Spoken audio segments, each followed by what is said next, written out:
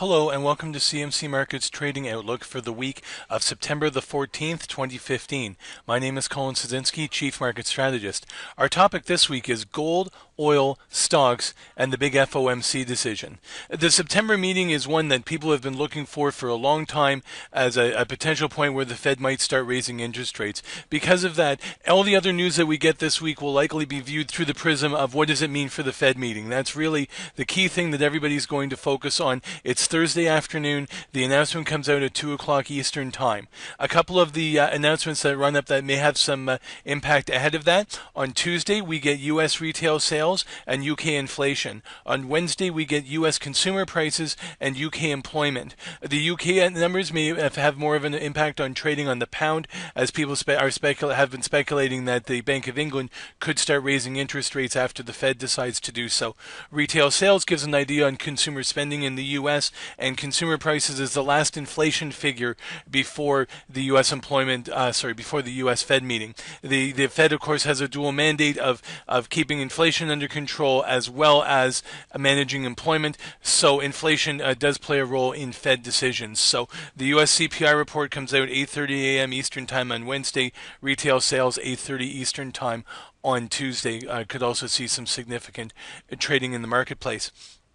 It's been almost a year now since the Fed stopped tapering. It was at the end of at its October meeting in 2014, and through most of this year, people have been wondering when the Fed would take the next step to start normalizing interest rates. Normalizing interest rates means that you have your interest rate pretty much in line with the inflation rate. Interest rates higher than inflation are considered to be tightening, and interest rates lower than inflation are considered to be stimulative or easing. The Fed has been in easing mode since the financial crisis of 2008, and really they started cutting rates back in 2007. So the Fed's been dovish for an awfully long time, but now they're starting to look towards moving back towards a more normal interest rate policy coming up out of the emergency measures like QE and zero interest rates. And it's important because at some point the economy does start to grow, and if the Fed waits too long, they run the risk of creating asset bubbles, which then create their own problems and considering as market bubbles, one in stocks and one in housing, have ended up causing the last two recessions when they burst. It's important for the Fed to, at some point, take a little bit of the foot off the gas and allow the economy to stand on its own 2 feet once again. The U.S. economy in general has been growing pretty well. It got off to a soft start in Q1, but Q2 was pretty strong. The last upward revision to GDP had it up to 3%, 3.3, which is pretty good. The last employment report showed the unemployment rate down to 5.1%, which is pretty good. So it's looking like it's getting time for that to happen. The Fed has held off a little bit, and there was some speculation recently that perhaps they could delay away from September because we've seen some weakness in the summertime in other areas, particularly the market volatility and stock market dropping in China. There's been some concern of could that spill over into the Chinese economy? Could that cause contagion and turmoil around the world?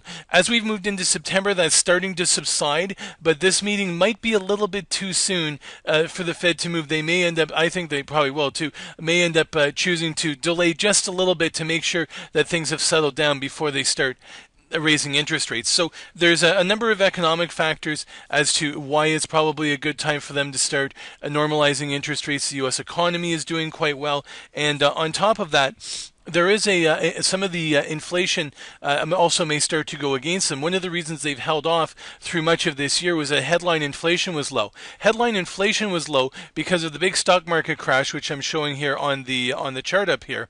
Not stock market, sorry, the oil market crash. And if we draw this on here, the big plunge here, which started in June of last year and ran through January of 2015, has taken down headline inflation on a year-over-year basis. However, since January, we've seen the oil price stabilize basically in this low end in the 35 to 40 area, high end in and around 60. So what's going to happen is starting to happen as we get into June, August, and particularly as we move into the fall, we're going to start lapping. So rather than our year-over-year being compared to prices here up 90, $100, we're going to start having year-over-year comparisons with oil 80, 70, 60, 50. And so this deflationary effect is likely to go away over the next 6 months. Central banks look 12 to 18 months out when they're making monetary policy decisions. So based on this, and certainly on the inflation side, it's probably time for the Fed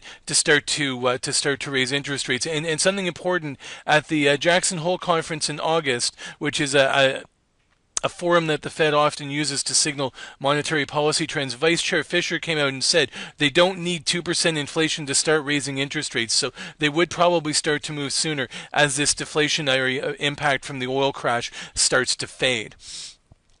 Basically, and there's other things to consider. I did a study recently on what's happened to U.S. stocks as well as to the U.S. dollar in and around a first interest rate hike going back over the last few decades. What was most interesting about U.S. stocks was that most of the negative impact was in the month before and the month after the decision. As you started getting 3 months, 6 months, 12 months out after a decision, the U.S. market actually was up quite substantially. And the reason for this is that an interest rate hike is a sign of strength. It's a sign that there's a strong economy that can handle and demands higher interest rates. The QE and the low interest rates are emergency measures. They're save a failing economy kind of measures. So if you were to leave that on too long, it also sends a signal that perhaps the U.S. economy is weaker than people think. But because you get rising interest rates as a sign of strength, it's also a sign the economy is doing well. It's a sign the outlook for corporate earnings is doing well, and that tends to drive the stock markets higher over the longer term. The U.S. dollar is mixed, but something that was significant, what I've been looking at over the last year, it seems to me as though the U.S. dollar has pretty much priced in an initial interest rate increase since March, and people have been sitting around waiting to see when is the Fed finally going to pull the trigger and do an initial interest rate increase. It could come in September, October, or December. A number of Fed members have been still out speaking over the last few months that they expect to see interest rate lift off this year. But what's significant is, though, that when we do get it, it's not likely to be followed by the couple of years of steady increases that we saw in the last cycle. We're looking at 1 or 2 and then probably done for a while. And then the Fed will wait and see what happens and how the impact goes through. They seem to be bigger on doing gradual increases this time rather than waiting too long and having to raise interest rates aggressively, which has had a dampening effect on the economy in the past. So I've been thinking about this and which meeting they might increase. And September, as I said, might be a little bit too soon after all the market volatility we saw in August. But what they can do with their member projections of inflation and GDP and Fed funds, and with the press conference, is that they may then be able to take that meeting and give a strong signal that unless things really go off the rails in the next 6 weeks, that they're ready to start raising interest rates in October.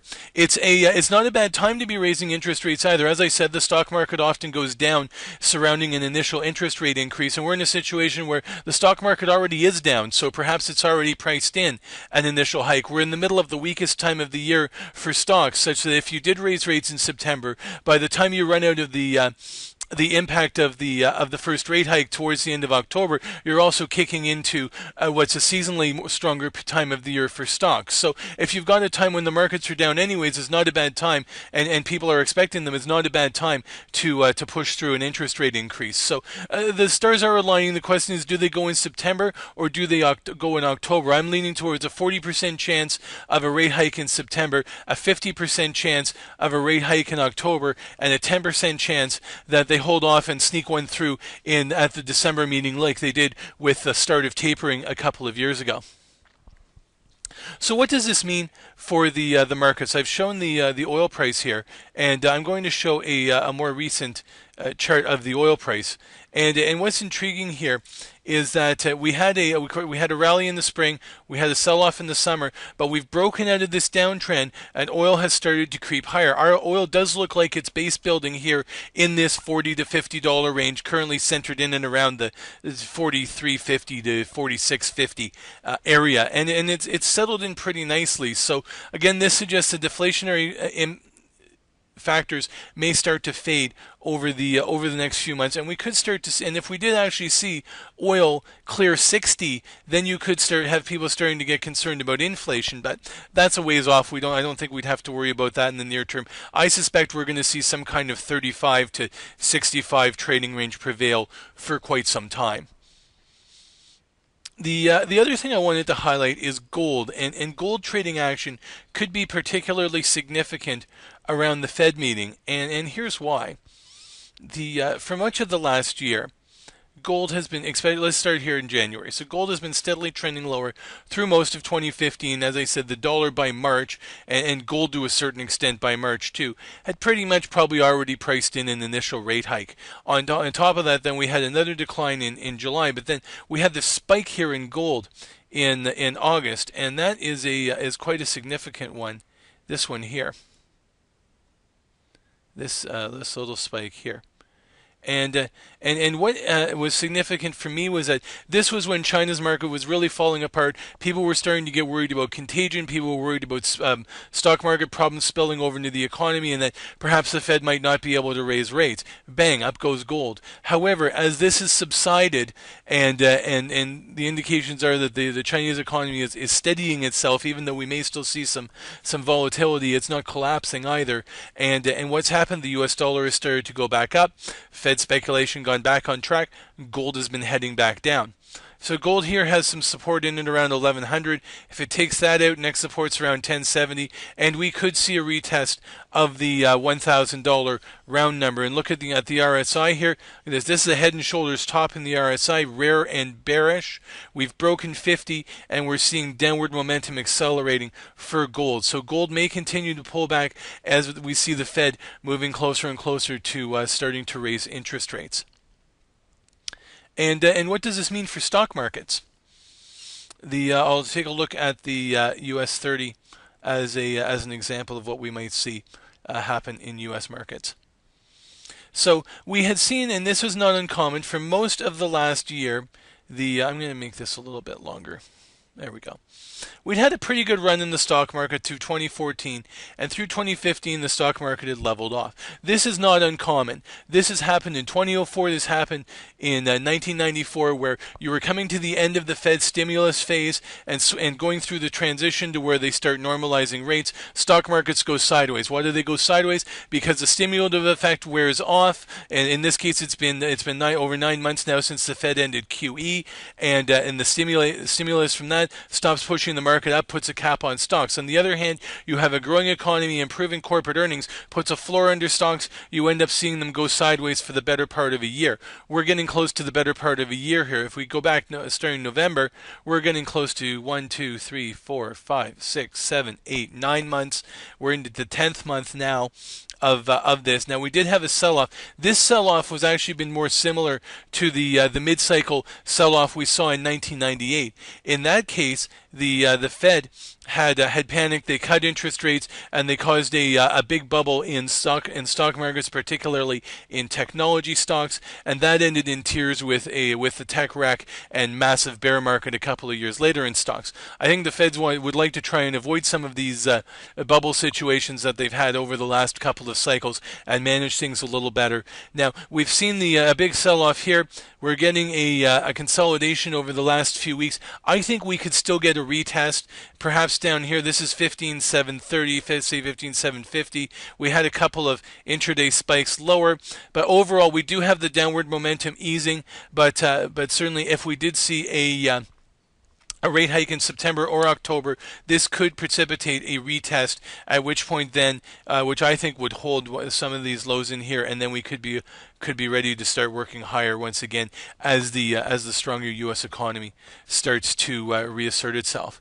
So, big week for trading coming up. Huge amount of focus on the Fed meeting. That's the highlight. As I said, all the other news that's out there is likely to be seen in the context of that, and it looks like we could see a lot of trading swings and trading action throughout the week as Fed meeting Fed speculation ebbs and flows, and so I don't think we'll see a rate hike in September. I think we might see a hawkish dissenter or two. I think we'll see hints in the probably an uptick to Fed forecasts, particularly on GDP in the member projections. As always, I keep an eye on the connect the dots for the Fed funds rate as well. And although I think everybody's pretty much set on one rate hike this year, but it'll be interesting to see what they're thinking about 2016 as well, because that's coming up just around the corner. Looks like it'll be another great week for trading.